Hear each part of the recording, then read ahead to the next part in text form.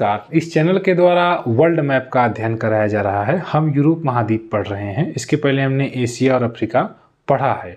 हो सकता है आपको ये अच्छा ना लगे, लेकिन अगर आप इस चैनल के द्वारा जो वीडियोस अपलोड की जा रही हैं, 2-3 वीडियोस अगर देखेंगे और आप एक सीरियल से देखेंगे तो चीज़ें आपको बहुत अच्छी तरीके से समझ में आएंगी, ये मुझे पूरा विश्वास है। हम यूरोप महाद्वीप पढ़ रहे हैं। हमने यूरोप में जो दक्षिणी हिस्सा है यूरोप का, उसको हमने कवर किया है। हमने पॉलिटिकल मैप पहले पढ़ना शुरू किया है और ये जो उत्तर का जो यूरोप है उसका हम अध्ययन आज इस वीडियो में कुछ प्रमुख देशों को देखेंगे और सागर महासागर का भी हम अध्ययन करेंगे। आप एकदम ऊपर उत्तरी ध्रुव पर पहुंच रहे हैं। उत्तरी ध्रुव पर आर्कटिक महासागर है और इधर अगर कोई आसपास का जो क्षेत्र रहेगा वो आर्कटिक महासागर का भाग रहेगा। इस यूरोप के अगर आप पूर्व में जाएंगे तो आपको रूस वगैरह मिलेगा, जो कि रूस का कुछ भाग यूरोप में है और कुछ एशिया में है। तो आप कहाँ पढ़ रहे हैं, ये मैप कहाँ बनाया गया है, किस चीज़ का, ये आप बढ़िया से समझ लीजिए। यानी इसके इधर आपका रूस है और उसके अगर आप ऊपर में जाएंगे तो आर्कटिक है। बिल्कुल आप ध्रुव पर पहुंच रहे हैं आप, आर्कटिक। नीचे आपका दक्षिणी हिस्सा, इसके जस्ट पहले वाली वीडियो में हमने आपको अध्ययन कराया था। नीचे कुछ देश है और फिर भूमध्य सागर वगैरह है। आप अगर इसके पश्चिम में जाएंगे तो फिर इधर आपका अटलांटिक महासागर दिखेगा। तो हम अब इस प्रमुख कुछ देशों का अध्ययन कर लेते हैं। आइए शुरू करते हैं। हम सबसे पहले आपने स्कैंडिनेवियन क्षेत्र पढ़ा होगा। हम इस वीडियो में सबसे पहले स्कैंडिनेवियन कंट्रीज़ के बारे में पढ़ेंगे। जैसे स्कैंडिनेवियन क्षेत्र से आशय यह है कि कुछ यहाँ की भाषा, इन देश के लोगों की भाषा और उनकी जो सांस्कृतिक जो उनका कल्चर है, संस्कृति है, उसमें कुछ समानताएं पाई जाती हैं। जैसे भारत में अगर आप नॉर्थ ईस्ट रीजन में जाएं, जैसे मेघालय, त्रिपुरा, मिजोरम, अरुणाचल प्रदेश, यहाँ के कुछ लोग, नॉर्थ ईस्ट के लोगों के बारे में ये कहा जाता है कि थोड़े से अलग दिखते हैं।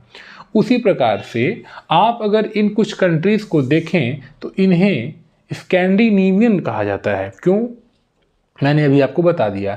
तो कौन कौन से देश स्कैंडिनेवियन में आते हैं, पहले हम इसको देख लेते हैं। ये जो आपके सामने पहला देश आज का आपको अध्ययन करना है, ये आपका नॉर्वे है।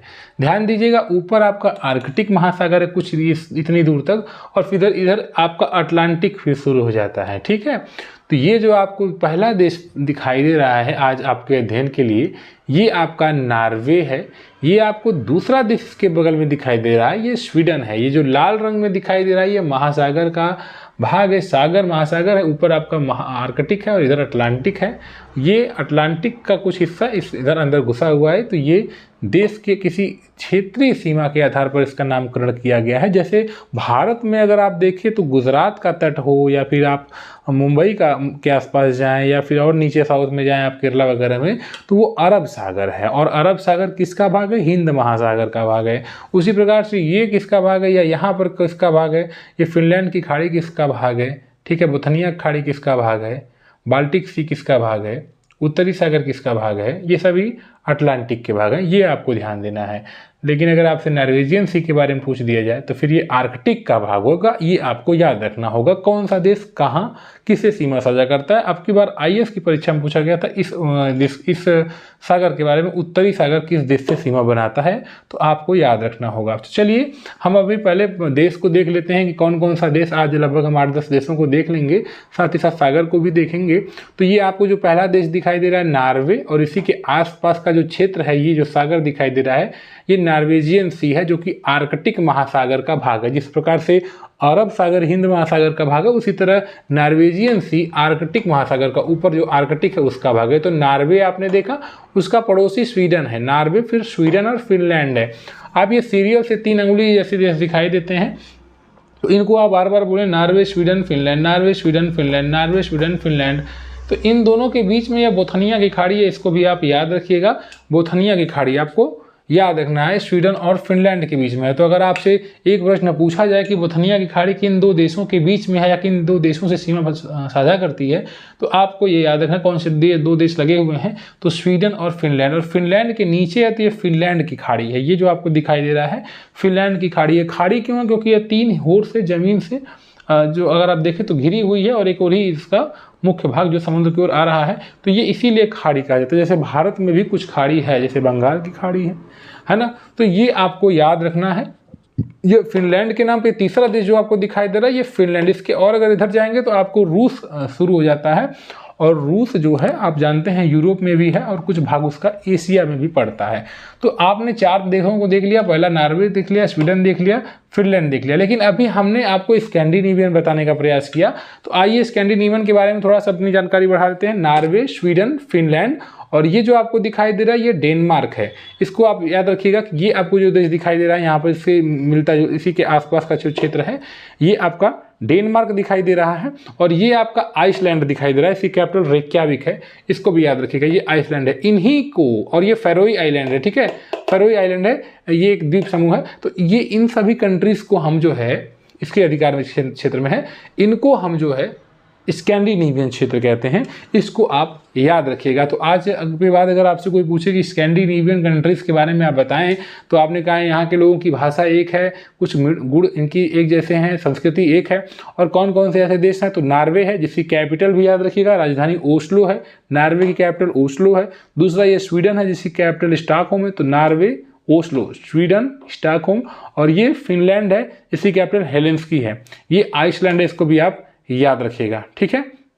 उसके बाद ये फैरोई आइलैंड है, ये डेनमार्क के अधिकार में है, डेनमार्क को भी आप याद रखिएगा। तो नॉर्वे, स्वीडन, फिनलैंड, आइसलैंड और ये डेनमार्क और ये फैरोई आइलैंड्स, इन्हीं देशों को हम कहते हैं कि ये स्कैंडिनेवियन क्षेत्र हैं, ठीक है। इसको आप जरूर याद रखिएगा, भूलिएगा मत। और अगर इसी के और ऊपर जाएंगे, यहाँ पर मैप बोर्ड पर बना नहीं है, और अगर ऊपर की ओर जाएंगे तो आपको ग्रीनलैंड दिखाई देगा। ग्रीनलैंड आप देखेंगे काफ़ी बड़ा क्षेत्र है Greenland.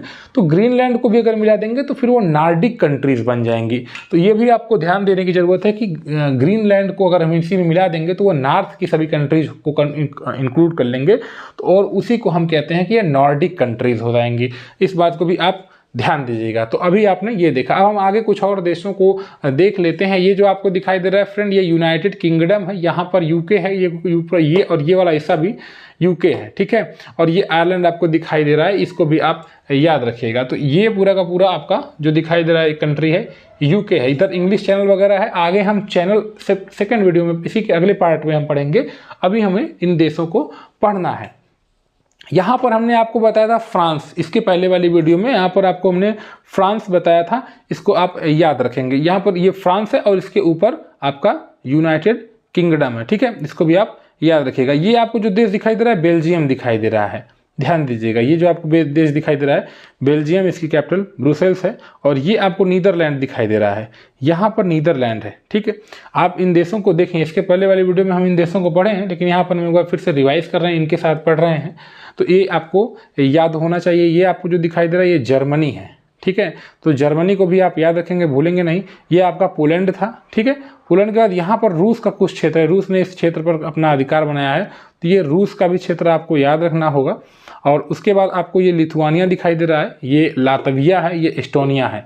Lithuania, Latvia, Estonia, Lithuania, Latvia, Estonia, इनको भी आप याद रखेंगे सीरियल से, Lithuania, Latvia, Estonia. Norway, Sweden, Finland, उसके बाद डेनमार्क हमने पढ़ा, हमने आइसलैंड पढ़ा, ठीक है। इनको हमने पढ़ा कि ये स्कैंडिनेवियन क्षेत्र हैं, क्षेत्र के देश हैं। इसको हमने यूनाइटेड किंगडम पढ़ा, ये आयरलैंड पढ़ा, ठीक है। उसके बाद हमने फ्रांस के बारे में अध्ययन किया, बेल्जियम को देखा, उसके बाद नीदरलैंड देखा, ये जर्मनी देखा हमने, उसके बाद हमने पोलैंड देखा, यहाँ पर रूस का कुछ अधिकार क्षेत्र है। उसके बाद हमने लिथुआनिया को देखा, ये लातविया देख लिया, ये एस्टोनिया देख लिया। तो ये हमने आज के जो कुछ प्रमुख देश हैं, इधर आपका रूस है, उसको हमने देख लिया।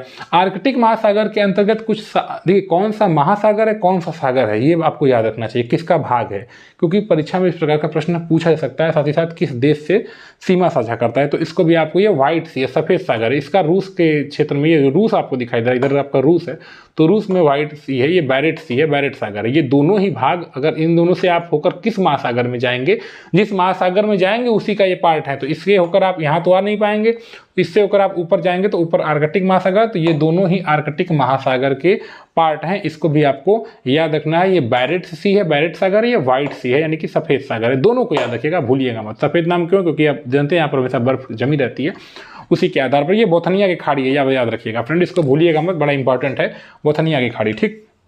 उसके बाद नीचे यहाँ पर बाल्टिक सी है, ये भी याद रखिएगा। ये फिनलैंड के नाम पर फिनलैंड की खाड़ी है, तो फिनलैंड की खाड़ी हो, चाहे बोथनिया की खाड़ी हो, चाहे बाल्टिक सी हो, ये सभी अब यहाँ से इनसे होकर आप इधर जाएंगे, इधर ओपन जब खुले समुद्र में जाएंगे तो ये आपका अटलांटिक आ जाएगा। तो ये अटलांटिक महासागर का भाग है। तो आपसे अगर पूछा जाए कि बताइए बोथनिया की खाड़ी या बाल्टिक सागर या फिनलैंड की खाड़ी ये किसका भाग है, तो आप बताएं कि ये जो है अटलांटिक का भाग है। ये जो आपको दिखाई दे रहा है ये उत्तरी सागर है। तो उत्तरी सागर आपका किन देशों से सीमा साझा करता है, तो आप बताएं कौन कौन से देश। यहाँ डेनमार्क लगा हुआ है, यहाँ जर्मनी लगा हुआ है, ठीक है। अगर आपसे पूछा जाए कि ये आपका जो बाल्टिक सी है, बाल्टिक सी किन देशों से सीमाएं साझा करता है, तो ये भी आपको अब बताना पड़ेगा। जैसे लिथुआनिया है, लातविया है, एस्टोनिया है, कुछ हिस्सा है, और उसके बाद पोलैंड है, रूस का भी कुछ हिस्सा आपको दिखाई दे रहा है, और थोड़ा बहुत अगर आप देखें तो जर्मनी में भी। तो आपसे एक प्रश्न अगर पूछा जाए कि बाल्टिक सागर किन देशों से सीमा साझा करता है या नहीं साझा करता है, क्योंकि अब की बार क्या IAS में उत्तरी सागर पूछा था, तो क्या पता अगली बार बाल्टिक सी पूछ ले या कोई और ही पूछ सकता है, या फिर आपसे बोथनिया खाड़ी के बारे में पूछ ले। तो आपको यह याद रखना होगा कि बाल्टिक सागर जर्मनी से, पोलैंड से, रूस से, लिथुआनिया से, लातविया से, एस्टोनिया के आसपास अपनी बॉर्डर शेयर करता है। ये आपको याद रखना होगा। इसके अलावा ये जो मैंने अभी आपको उत्तरी सागर के बारे में बताया, तो ये डेनमार्क को याद रख लीजिएगा। इसके बाद आप जर्मनी को याद रख लीजिएगा, नीदरलैंड को याद रख लीजिएगा, और उसके बाद बेल्जियम को भी याद रख लीजिएगा, थोड़ा बहुत फ्रांस को भी आप याद रख लीजिएगा। यहाँ पर आपका इंग्लिश चैनल है, ठीक है, ये जो नाम है आपका इंग्लिश चैनल है।